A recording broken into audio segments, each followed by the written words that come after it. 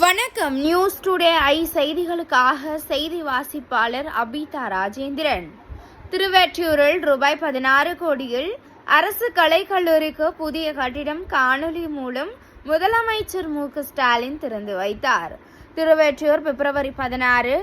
திருவெற்றியூர் பூந்தோட்ட தெருவில் உள்ள சென்னை மாநகராட்சி ஆரம்ப பள்ளி கட்டிடத்தின் ஒரு பகுதியில் அரசு கலைக்கல்லூரி செயல்பட்டு வந்த நிலையில் இந்த கல்லூரிக்கு நிரந்தர கட்டிடம் கட்ட வேண்டும் என்று கே.பி. சங்கர் எம்.எல்.ஏ. முதல்வரிடம் கோரிக்கை வைத்தார்.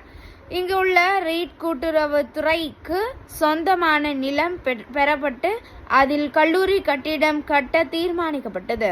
இதைத் தொடர்ந்து சுமார் 2 ஏக்கர் காலியிடம் கல்லூரிக்கான கட்டிடம் கட்டுவதற்கு தமிழக அரசால் ஒதுக்கீடு செய்யப்பட்டது. இதையடுத்து ரூபாய் 16 கோடி மதிப்பீட்டில் புதிய கட்டிடம் கட்டுவதற்கான பணிக்கு கடந்த மார்ச் 16, 2024 கே.பி. சங்கர் எம்.எல்.ஏ. அடிக்கல் நாட்டினார்.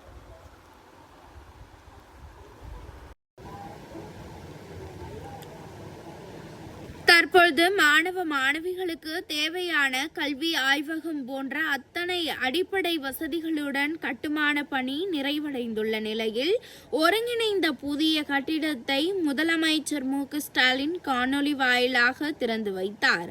விழாவில் கே.பி. சங்கர் எம்.எல்.ஏ., மண்டலகுழு தலைவர் தி.மு. தனியரசு, ராதாநாதன், அவைத் தலைவர் குறிஞ்சி கணேசன், அயலக அணி மாவட்ட செயலாளர் எஸ்.டி. சங்கர், பொதுக்குழு உறுப்பினர் முருகேசன், கல்லூரி முதல்வர் எம். விஜயா, தமிழ்துறை தலைவர் சீனிவாசன், தொழிற்சங்க நிர்வாகிகள் வரதராஜன், துரைராஜ், கோட்டீஸ்வரன், கவுன்சிலர் கே.பி. சொக்கலிங்கம் உட்பட பலர் கலந்து கொண்டனர்.